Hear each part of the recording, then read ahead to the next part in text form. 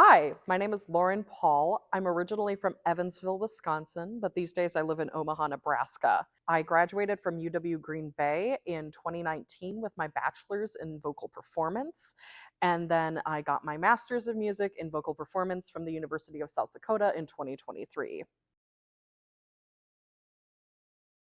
The department that I worked with when I was an undergrad from 2014 to 2019 was really pivotal in allowing me to learn that there is a career in music outside of just being a band or choir teacher. When I came into undergrad, I was actually a clarinet player and I was in band. I wanted to be a band director. It was my first semester of my freshman year, and Dr. Courtney Sherman actually heard me in her ear training class and said, "Do you want to come take voice lessons?"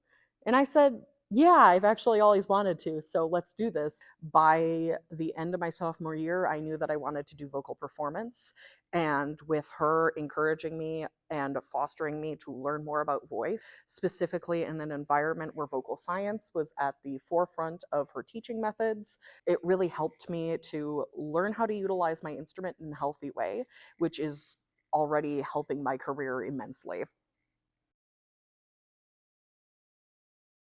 Since I graduated with my master's, I spent 2 months down in St. Louis as an apprentice artist with the Opera Theater of St. Louis. I was a Gerdine Young Artist, which is one of their two designations of young artists that they'll bring in for their festival season every summer.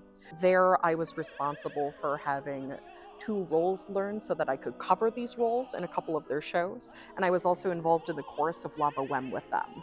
I learned so much in my time at Opera Theater of St. Louis. Um, I don't feel like I was perfect when I came in. I still don't feel like I'm perfect, but I know a lot more about how this industry works. It's kind of acting as a program that takes you from the academic mindset into the professional mindset. Academia is entirely different than what you're doing out in the real world. And the skill sets you learn in academia are very valuable, but like then you get to learn how to take them into the real world.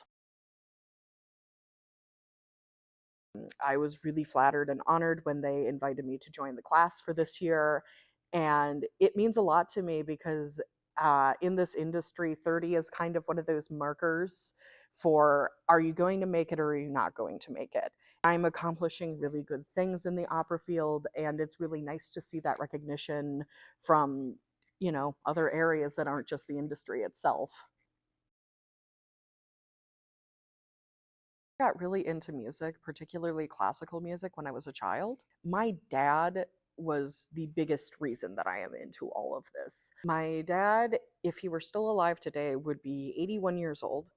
He was very blue collar, but at the same time, he loved classical music.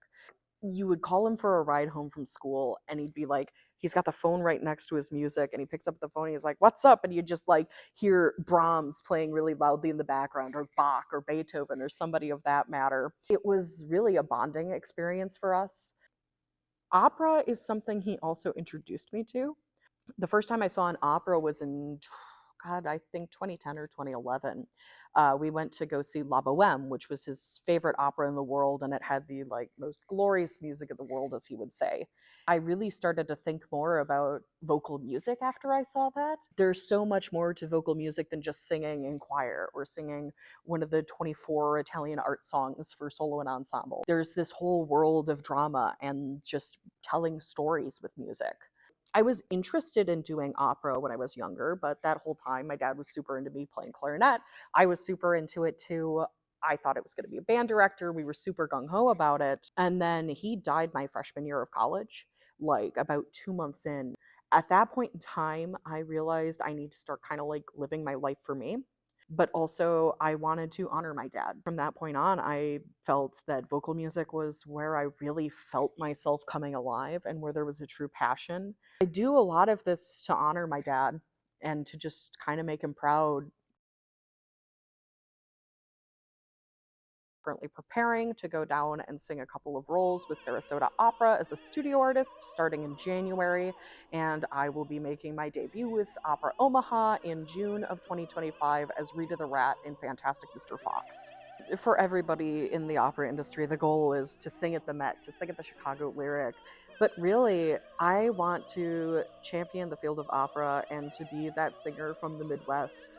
I find within the industry there's a lot of notion of like, you need to go to this big school, you need to know these people, you need to do these things, and like you have to be in like New York or LA in order to do things. But there's talent here in the Midwest. I want to champion the Midwest artists. I want all of us to blossom and grow, and to show that there's an artistic community out here and that we're just as worthy of recognition as everybody on the coasts.